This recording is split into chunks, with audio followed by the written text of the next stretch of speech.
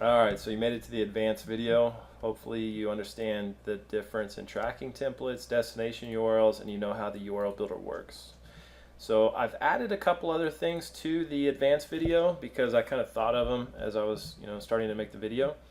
So we're going to talk about best practices, common mistakes, character encodings, a clickdate insertion parameter that's available, overriding parameter values for tracking different call to action links, and also the alternative parameter names that you can use in iTracker. So if you don't want to use UTM source, there's a GA source, or something like that. There's UTM source or GA source. So basically just change the prefix to GA in your links versus UTM, and it works pretty much the same way as far as iTracker is concerned. Okay, so some best practices when using the URL builder. Number one, make sure you use the same values in your fields. So for instance, don't have a fan page and then also, let's say I build this and then I also put a space and I build this. So I have three different values for fan page. One has a space, one has an underscore, and one has no space. So that's kind of, best practice number one. Make sure you're being consistent on naming your parameters, so that'll make your reporting, a lot simpler. So number two, for common let's keep going for best practices. So keeping things consistent. So that was like number one, right? So number two, don't build a URL where you have like the source is Facebook, and the medium is fan page, and the campaign is a Facebook discount, and the term is, I don't know, well, let's leave term blank, and then on the content we're going to put Facebook fan page discount, and we build that. So you basically have a lot of redundancy in all your parameter names, and it just makes for a really long URL and a longer lead source where there's a lot of redundant data. So you don't need to do that. So try to keep the redundancy down. So keep redundancy low. So that's another best practice when you're doing this. And another thing you can do with iTracker, so far, like let's say this is the lead source you're building. Let me delete this one. Let me get that one out of the way. I don't know how you want to form the lead source, but you can go into your lead source settings, so under the advanced settings, and right now I'm using option 6 for my lead sources. So basically I'm going to take the medium, the campaign, the source, the content, and the keyword and string them all together, and that's going to be the lead source. If I enable the cleaner lead sources, what that'll do is, let's say I don't specify a keyword, so the keyword comes in as blank or like a hyphen or something like that. It'll basically strip that out, so you won't have like 2 hyphens or something that says not set or something like that. So cleaner lead source is kind of just, it's a little scrubbing routine to clean up the lead source value. If you want just the source, medium, and campaign, you could choose option 1, but here's some different options for setting the lead source based on these UTM parameters, right? So setting the lead source the way you want. All right, so those were the best practices. Let's talk about like common mistakes on building URLs. So I've seen this before a lot where, let's say someone's driving traffic to, let's say, a free account page like that, and they don't include a trailing /. And so what'll happen is when they build this URL, they have some URLs where there's no trailing / and some that have it. And I've seen it before where they take, let's say, this URL, I'm going to copy it, and they go to the page, and what happens is, see that little / now? So what happened is my website, I'm using WP Engine, so there's no / here. I'm going to hit enter, and WP Engine did a redirect, and it redirected me to the version of the page that has a trailing /. Now this is okay because the parameters exist, but on some websites they'll drop the parameters during that redirect, and so now this is just going to show up as either a referral or a direct lead versus having actual UTM data. So be cautious of that. Know when to include a trailing slash and when not to, and also be careful about using HTTP versus HTTPS. The reason why is if your site supports HTTPS, you should use HTTPS in all of your links. And there's a HTML5 attribute called a no refer when downgraded. And what happens is sometimes you lose tracking data when you downgrade from a HTTPS site, like such as Facebook or YouTube or Google, and you get downgraded to HTTP, so they hit your site. Sometimes you can lose tracking data that way. Now, if you're passing parameter values for like UTM links, that's not going to happen. It's not a big deal, but just be careful and make sure that you use, HTTPS if you support it. Make sure that you have that trailing / if you need it. So if you're kind of scanning down your websites, just look at that and say, oh, we're not using trailing slashes on this link, but we are on these links. Let's just be consistent, add a trailing slash, build that URL, and let's get rid of the one that doesn't have a trailing slash. So I'm just going to delete this guy, and basically just be consistent on your links. So that's a common mistake. Also for character encoding, I believe, let me see if I limit you to what you can type in. No, you can type in pretty much anything. But so when you build a URL, I limit you should limit characters to just basically hyphens, underscores, basically characters that don't get encoded. So if I do like a URL encoder online, let me show you.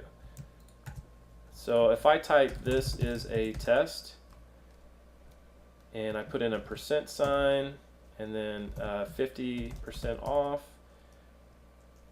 for $100 or more, or something like that, right? So let me encode it. So notice how this gets encoded like that. This is the value that's getting passed along the URL, and you can encode values, but here's the problem: some encoders will put a plus sign instead of a %, %20. They'll put a plus sign. So basically, certain programming languages encode and decode differently. I've also seen where sometimes when you encode a specific character, it could break other JavaScript on your site that's decoding URLs. So there's bugs in the JavaScript decode URI component. Now, we account for all that stuff, so you're pretty much safe for it. But whenever I create a link, instead of doing, like I would put discount 50 on 100 or something like that, right? Instead of putting, percents and $signs and stuff like that. So anyways, be careful of using characters that will get URL encoded on your links, because of how other tracking scripts and other JavaScript handle URL decoding and encoding of those values, is what I'm trying to say.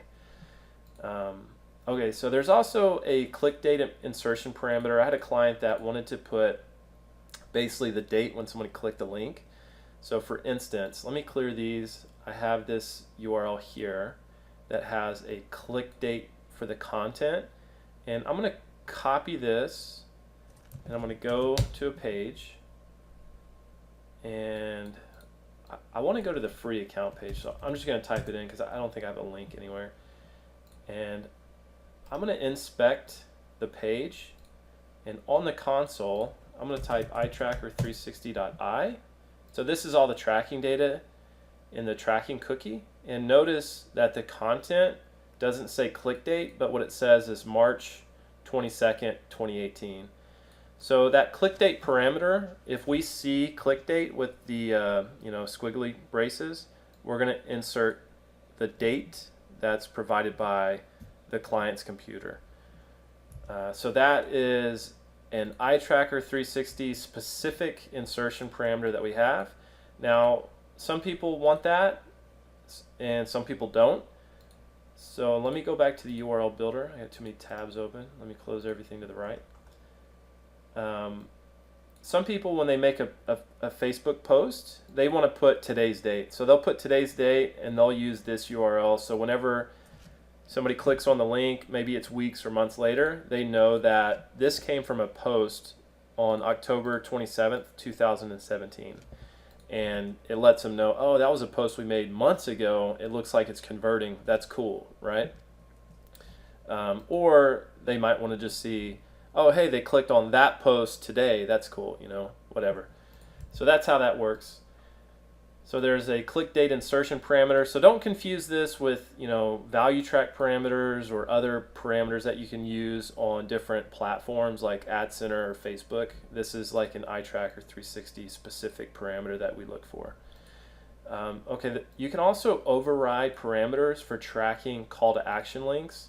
And let me show you what I mean by that. Let me create a link that goes to this page. Let me take out the term and the content. So the source is Facebook. Let's do fan page, and then the campaign is discount. Let's just build that. So this URL has source, medium, and campaign. That's all it has. So let me copy this to the clipboard. Let me go to the page. And right now I have a green button and I also have a blue button. So what I want to do is, if they click on the green button, I want the UTM content to say green call to action or the blue to say blue call to action. So I'm going to click on the blue link, and in the URL I have UTM content equals blue underscore CTA. So what we did is we took this value and we went ahead and shoved it into the tracking cookie. So now if I inspect the page, go to the JavaScript console, and let's just run this real quick. It says for the source is Facebook, the campaign is discount, the medium is fan page, and the content is now blue CTA. So we're going to get a lead source of this. Fan page, discount, Facebook, blue call to action. So that's how you can track different call to actions, is by overriding specific parameters. And you can override the campaign, the content, and the term parameter. I believe we don't allow you to override the source or the medium. You can't override those, but you can override the term, the campaign, and the content field. So that's parameter overriding if you want to track internal links on your own site. What I see a lot of people do is that, and they do it they don't do it correctly. So let me go back to this and show you what people normally do. They'll put this link on Facebook, somebody goes to it, this is the data they want to collect, but in this button has, let's say, source is eye tracker, the medium is button, the campaign is something like sign up, and the UTM content is blue. So they use this entire link for the value of this button, and so when they click on the button, all these parameters just overrode your Facebook fan page, you know, discount or free trial campaign or whatever it was. So this isn't as helpful. It's better if you could just kind of override one parameter and shove the, you know, what you're trying to track. So that's, anyways, wanted to point that out. All right, let's go back to my thing so I don't get off course here. So overriding parameters, and then alternative parameter names, I just covered that, or earlier I did. That's where you can use UTM source or, you know, GA source. So basically you could take this URL, and let me open up Notepad. If you did not want to use UTM parameters and you wanted to put, you know, instead of UTM, you can put GA. You can most certainly do that, and it'll work exactly the same.